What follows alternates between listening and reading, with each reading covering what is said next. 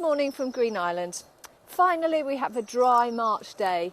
The sun is even trying to come out. Those of you who have watched our previous videos will realise that I'm an avid plants woman.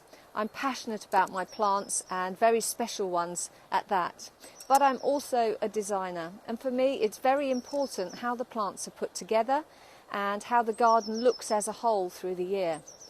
A lot of our visitors who come during the winter months are absolutely blown away by how much colour we have and interest, particularly from November through to the end of February. And generally their comments are that their gardens go quiet and they don't seem to have much colour during those months. So for me it's really important that the garden looks good for 12 months of the year. Same way as in your house, you wouldn't have a certain room in your house that doesn't look good for 4 months of the year. For example, your dining room will always look good so that if you suddenly have visitors coming, you can add a bunch of flowers, make it look welcoming, and it's ready to go. So the garden should be the same, it should always look good. And just to give you a few tips, we're going to do a series of slightly different videos which are more on the design theme rather than actual plants.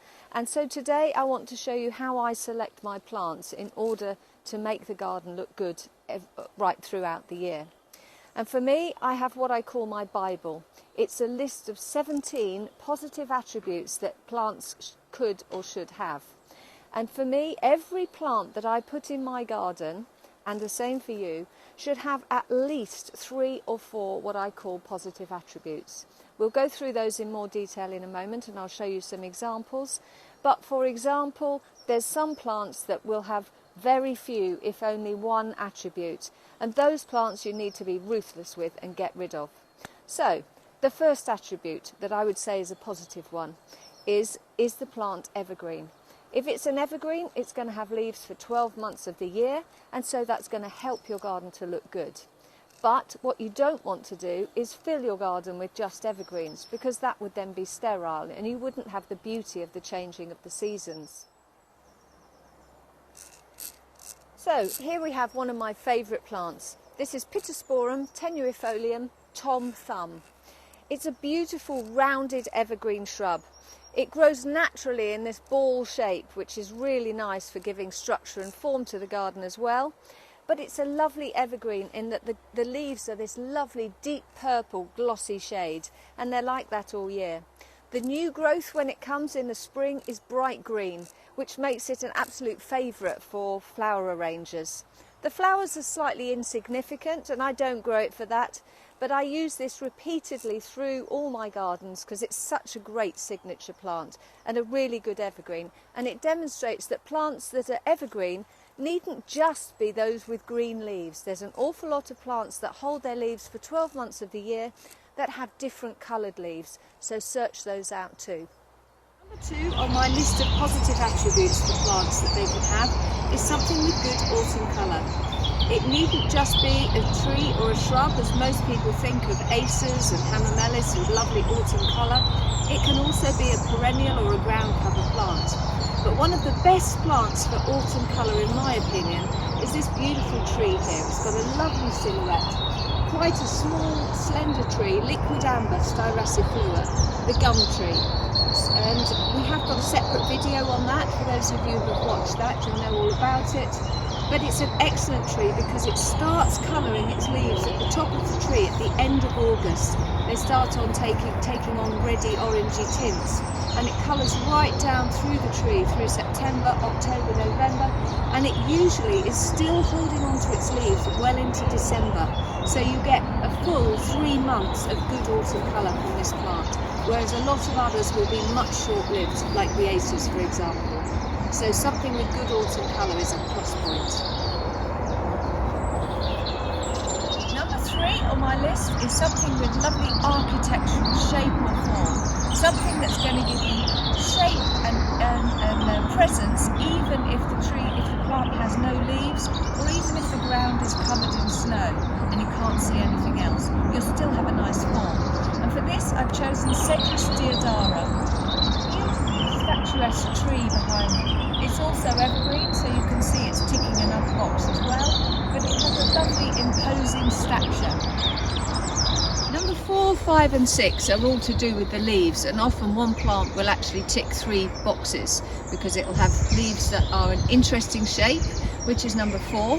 And for this I've shown Fatsia japonica. You can see from this gorgeous palmate flat leaf, lovely big imposing shape it's got. It's also an evergreen plant.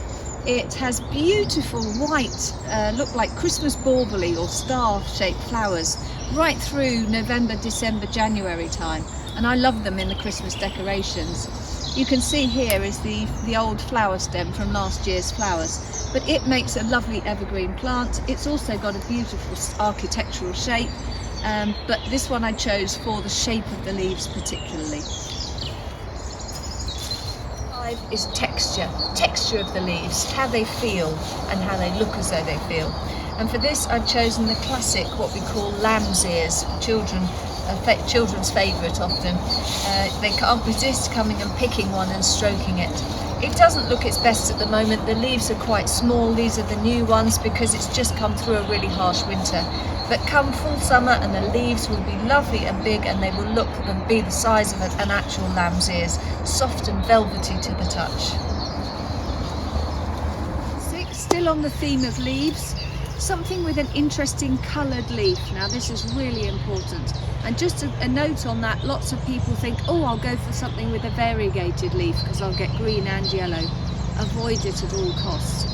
Much better to go with something that has the whole leaf one colour.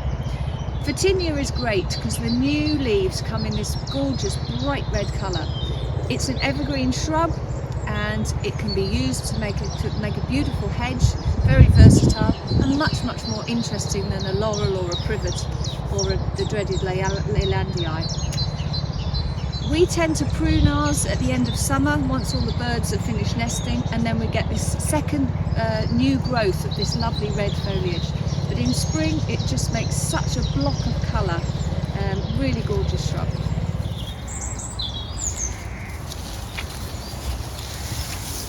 So number 7 is something with a good scent, and although that's not going to contribute to how the garden looks, it's really important for me because I love to be able to cut bunches of scented flowers or leaves and bring them in the house right throughout the year. Just one example of a lovely scented plant is this Sarcococca confusa, or the Christmas box it's known as. Fairly insignificant flowers really, but they are the most beautifully powerful scented flowers, and it releases the scent usually January to February time over an area of about 30 yards. It's a really versatile shrub. It's low growing relatively, this is its full height, it's evergreen, and it will grow in some of the most inhospitable places. But be sure to plant it near to your door so that you can really appreciate the scent of it through those coldest months. It's not just scented flowers to think about scented leaves as well. This is just really pungent smell of curry, really strong, Helichrysum italicum it's called, common name the curry plant. You could almost eat the leaves, they smell so distinctly. And on a really hot summery day, I've known this to release its scent down the road for up to half a mile. It's incredible. 8 on my list is something with coloured bark or stems. And this one I've chosen is one of my favourite trees, Acer griseum, or the paperbark maple it's called. Makes a beautiful small tree, beautiful shape and form. It also has gorgeous autumn coloured leaves, but in the winter this lovely mahogany coloured bark almost seems to shine in the sunlight. Really makes a statement and gives you interest through 12 months of the year. So number 9 is something with a long flowering period. Too often we fill our gardens with plants that have a relatively short flowering period, something like a peony for example. Those gorgeous sumptuous flowers, we're just too tempted by them. But if you think about it, they're only there for a couple of weeks in the year, and for the other 50 weeks you've just got the foliage. So I would say choose things that are going to flower for a very long time. Alströmerias are great for that. The old-fashioned Alströmeria, Lig 2 hybrids, had a short flowering period and they could be quite invasive. But there are a lot of new modern hybrids that have been bred for the floral industry, and they have lovely tall upright stems and they will flower repeatedly on and off for about 12 months of the year. we've got a clump here of one called Amy, which is one of my favourites, and it's growing against the wall of the house. And in a mild winter, which we have not just had, it will carry on flowering right throughout the year, and I can pick stems of it right through into December. And as a cut flower, the flowers will last for up to 3 weeks in a vase of water, so really, really good value. This year it's been a cold winter, but you can see already the new shoots are emerging, and in a month or so we will start having flowers from it. So choose something that's going to give you a long flowering period.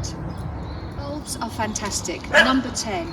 Probably the best value plants, because you put them in, they mature immediately in that first year, and you can have series of them coming one after the other. Most people think of bulbs traditionally starting with snowdrops, crocus, daffodils and tulips, and don't really think much beyond that. But there are loads of different bulbs that you can have, giving you colour for 12 months of the year, and lots with good leaf colour as well. This little one here is a Scilla peruviana. Clumps up beautifully, not very often grown, but it has the most spectacular heads of blue starry flowers that come over a long period of time in May. It dies back and goes dormant from about July to August, when there's plenty of other things going on in the garden, and then it starts growing the new leaves in September, so you've got evergreen cover from that bulb as well, right through from September through the flowering period to July. So really good value bulb. Number 11, something with good coloured berries. Excellent for adding interest in the autumn, and also really important for wildlife and birds especially. But if you want something with good coloured berries to add colour in the garden, choose something that the birds don't like to eat.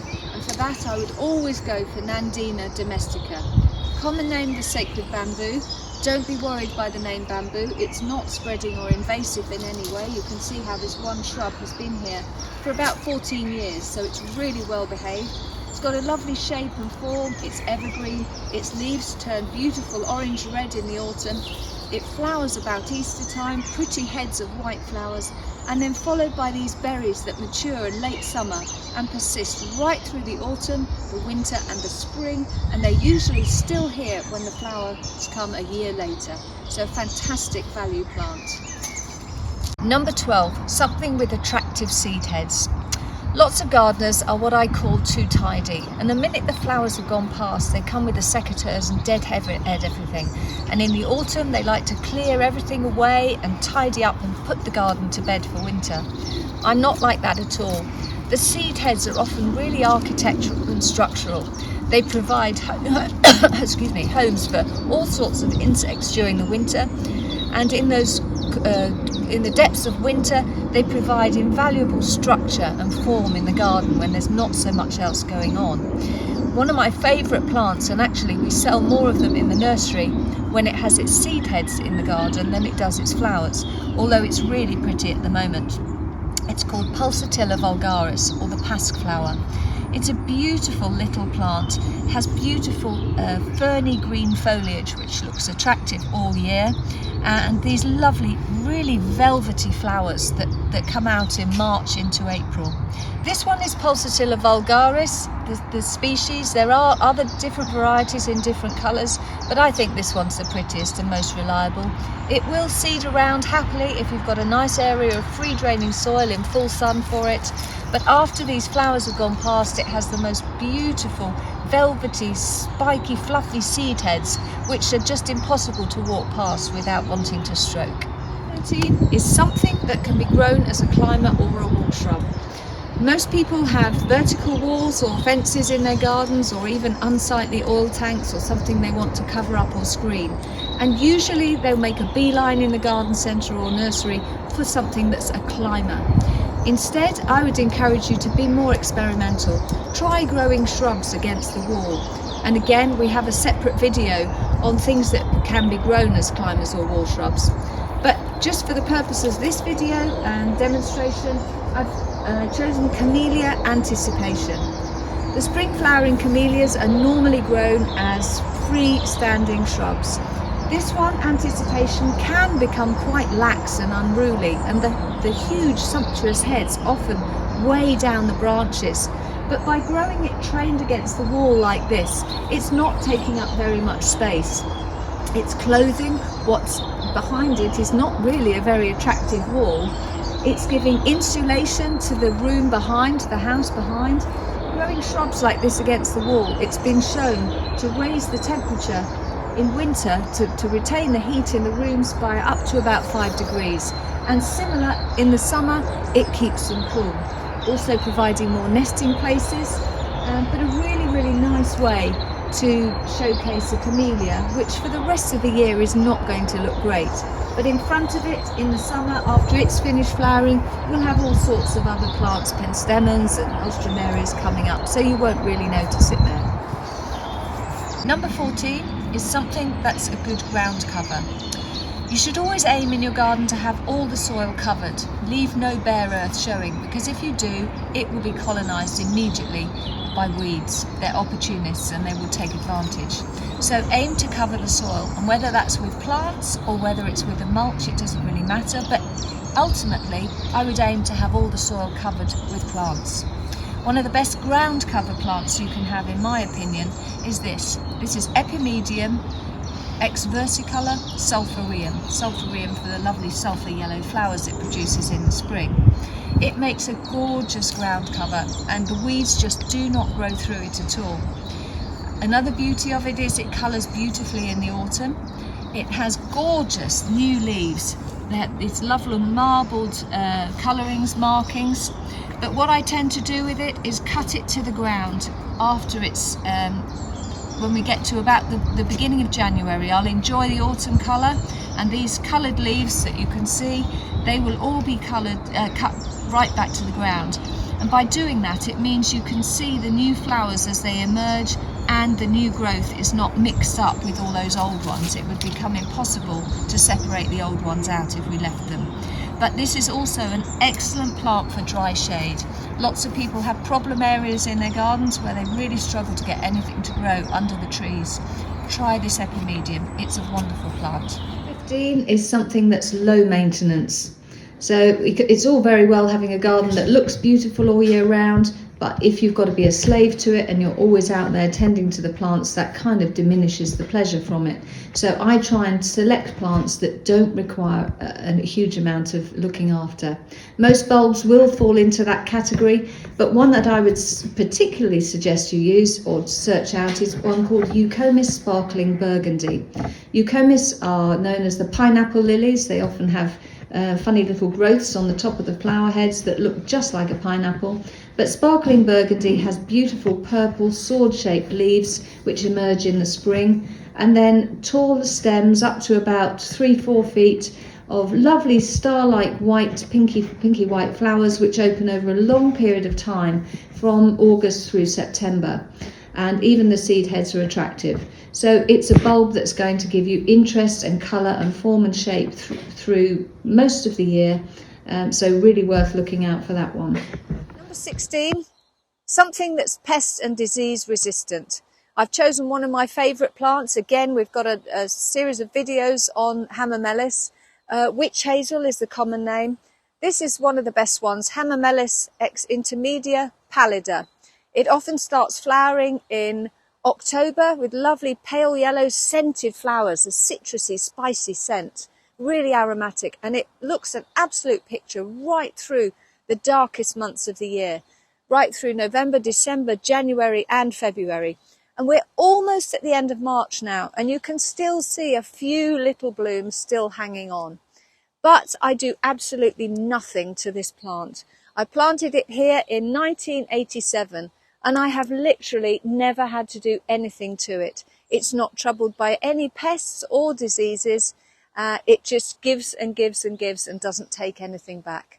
Wonderful plant. So try and select things that are going to be resistant to diseases and pests, because again, that will reduce the amount of maintenance required. 17, and the final attribute on my list is something that's attractive to wildlife, particularly butterflies and bees. And for this, I've chosen sedum. All sedums are great.